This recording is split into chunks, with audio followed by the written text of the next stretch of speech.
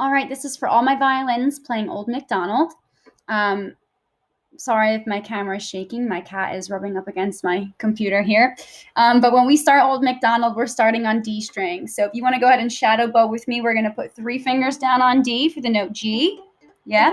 So we have 3, 3, 3, 0, then a 1, 1, 0. And if you don't know where I'm getting these finger numbers from, just take a look above the notes in your Essential Elements book. It does show some of the fingerings, okay? They don't tend to write, if the note repeats, they don't write the fingers every single time. They write it once, and then they leave it blank. So that way you can start to memorize, which is what you should do. If you ever write anything in, you should try to refrain from writing it in every single time it comes up. Just write it in once, and if the note's the same, then you can remember it, okay?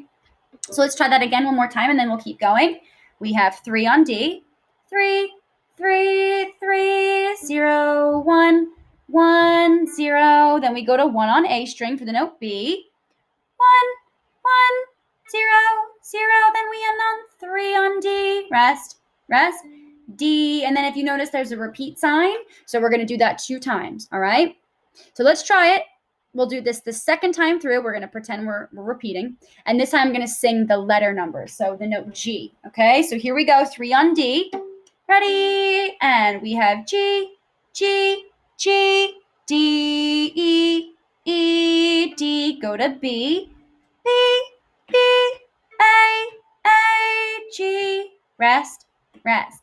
D, then we'd go to the second line, which starts on G, 3 on D, okay? One thing to keep in mind is that string crossing from open A to G, 3 on D string. So when you play,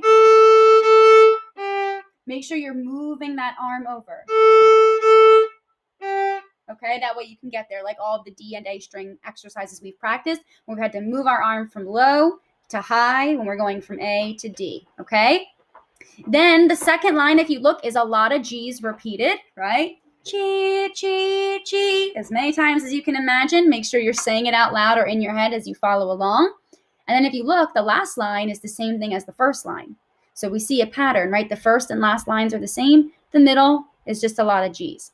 So let's see if we can play it with the bow. Do the best that you can. If you just want to shadow bow and not make a sound while I play, that's okay too. But see if you can do the fingers along with me. All right, we're starting 3 on D.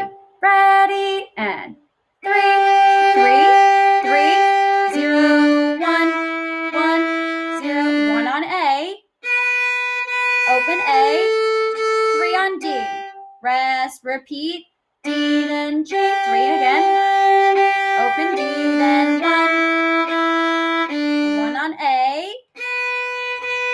Open A. 3 on D. Rest. Rest, second line, we have 3. G again. G again. 2, 3, 4, 5, 6, 7. Just be careful, that's 7 G's in a row. Then you have open D, then G, open D, then E, open D, 1 on A. Rest, rest, rest. Now, just like I said to watch out for going from A to G, you also have to watch out from going to open D to B.